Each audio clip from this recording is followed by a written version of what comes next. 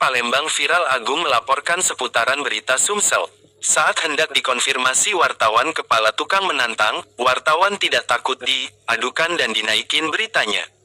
Mengenai diduga pembuatan drainase tabrak PP nomor 14 tahun 2008 menjadi sorotan publik.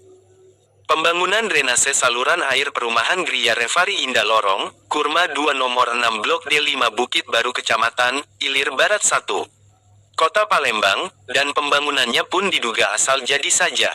Jumat tanggal 4 Juli tahun 2025.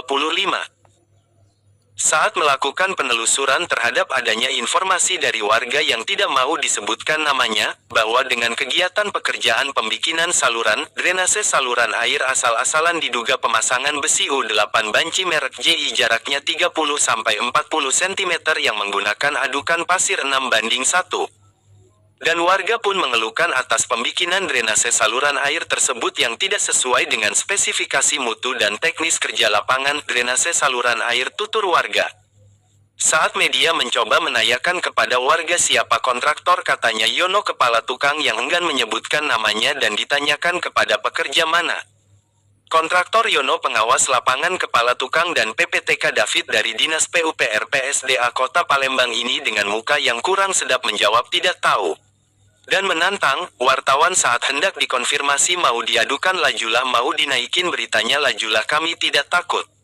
Jawab kepala tukang, ini sudah pelecehan dan penghinaan terhadap pers, maka dengan itu kami kenakan Undang-Undang Pers Nomor 40 Tahun 1999.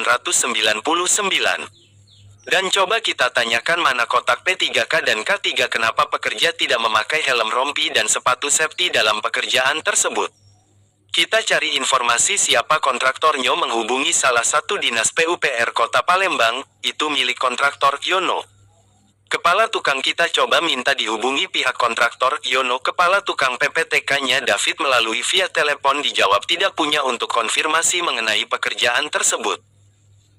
Katanya pihak dari kontraktornya tidak ada, dan kami coba menanyakan kepada warga, bahwa itu adalah pekerjaan PUPR PSDA Kota Palembang, pembikinan saluran drainase saluran air dengan panjang 200 meter, tinggi 60 cm, lebar 60 cm tersebut, ungkap warga.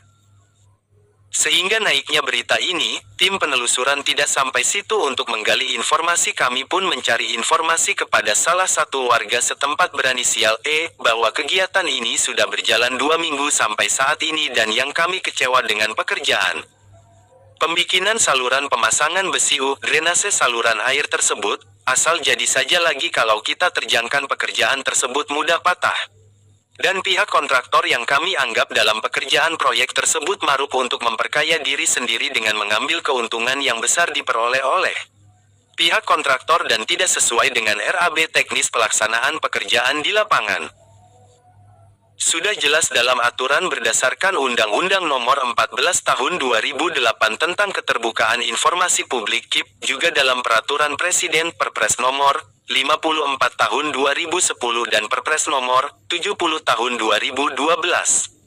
Setiap proyek yang menggunakan dana negara wajib untuk memberikan informasi yang jelas dan terbuka kepada masyarakat.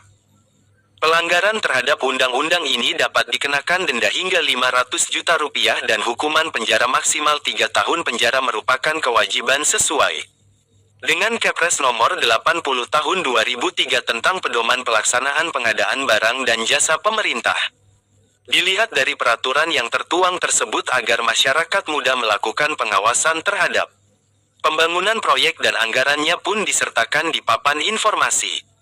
Kami harap ini perlu tindak lanjut dari Wali Kota Palembang Ratu Dewa, Dinas PUPR PSDA Kota Palembang terkait serta Tipikor Polda dan Kejaksaan BPKRI, segera turun tangan dengan adanya proyek asal-asalan dalam pekerjaan di lapangan yang tidak akan menjamin untuk masa 1 tahun yang akan datang. Mungkin dalam beberapa bulan akan hancur proyek drainase saluran air di Kota Palembang.